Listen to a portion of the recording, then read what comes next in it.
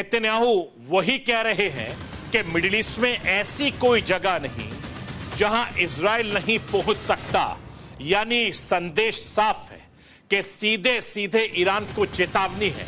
Israel की तरफ से लगातार ऐसी धमकी दी जा रही है, तो ईरान भी कह रहा है कि इजराइल ने कुछ भी किया तो अंजाम बुरा होगा। ईरान ने आखिर क्या धमकी दी है, राष्ट्र की आवाज के जरिए आपको वो भी बताना, दिखाना, समझाना चाहता हूं। लाइए स्क्रीन पर। ईरान ने कहा है कि यह हमला ईरानी नागरिकों की सुरक्षा के लिए किया गया है। नेतन्याहू को समझ जाना चाहिए कि ईरान लड़ाई नहीं चाहता, लेकिन किसी भी खतरे के खिलाफ खड़ा है। यह हमारी ताकत का एक छोटा सा नमूना है। ईरान के साथ लड़ने की सोचना भी मत। यानी दोनों देश सीधे सीधे धमकी दे रहे हैं। मैं आपको यह बताना चाहता हूं कि 27 सितंबर को हिजबुल्लाह चीफ नसरुल्लाह के मारे जाने के बाद से जंग की कहानी लिखी जा चुकी है। लेबनान के बेरूत में मिसाइल दागकर इजराइल ने नसरुल्लाह को मार डाला। तब यह मिडिल ईस्ट के देशों में तनाव काफी ज्यादा गहराया था। हालात ऐसे हो गए कि परमाणु युद्ध की आहट तक होने लगी। अमेरिकी राष्ट्रपति जो बाइडेन ने एक बयान ने परमाणु युद्ध की चिंता को और ज्यादा बढ़ा दिया है। मैं आपको यह भी बताना चाहता हूं कि जो बाइडेन ने कहा कि इजराइल बिल्कुल भटक चुका है, फिर भी ईरान के परमाणु केंद्रों पर हमले का समर्थन नहीं करता है। साथ बैठकर बातचीत का वक्त है।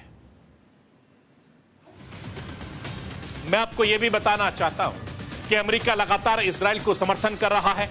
ईरान के खिलाफ G7 देशों ने पाबंदी का मन बना लिया। बैठक में G7 के नेताओं ने ईरान के हमले की कड़ी निंदा की है। जिस तरीके से मिडिल ईस्ट में इस वक्त तनाव के हालात हैं, उससे पूरी दुनिया में टेंशन का माहौल लगातार बढ़ा हुआ है।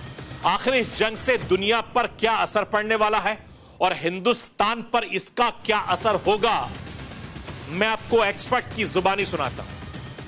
आप सुनिए कि इस पूरे मामले को लेकर एक्सपर्ट क्या कुछ कह रहे हैं।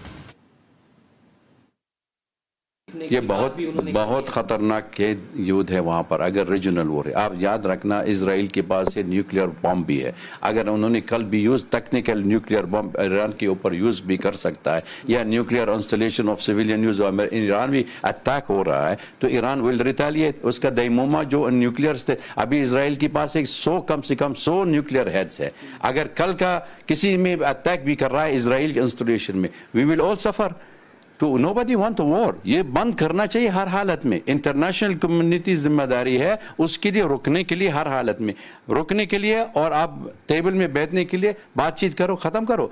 There has to be political will. अगर पॉलिटिकल विल नहीं हो रहा है, मिलिट्री सोल्यूशन हल का कभी जिंदगी में नहीं हो सकता। सबसे बड़ी बात यह है, इंडिया सबसे नंबर 1 सफर हो रहा है। अगर ये कल का ये स्ट्रेट ऑफ हॉर्मुज़ बंद हो रहा है या रेड सी बंद हो जाएगी, तो इंडिया में कहां से 80 लाख हिंदुस्तान वाले लोग में GCC देश में बैठे हैं, तो कहां से लोग कहां आएंगे? ये बहुत परेशानी हो। और दूसरी बात, इंडियन ऑयल सिक्योरिटी है, इंडियन फूड सिक्योरिटी भी है, सफर हो रहा है। इसलिए इंडिया प्रोएक्टिव रोल करना चाहिए, put pressure on both side.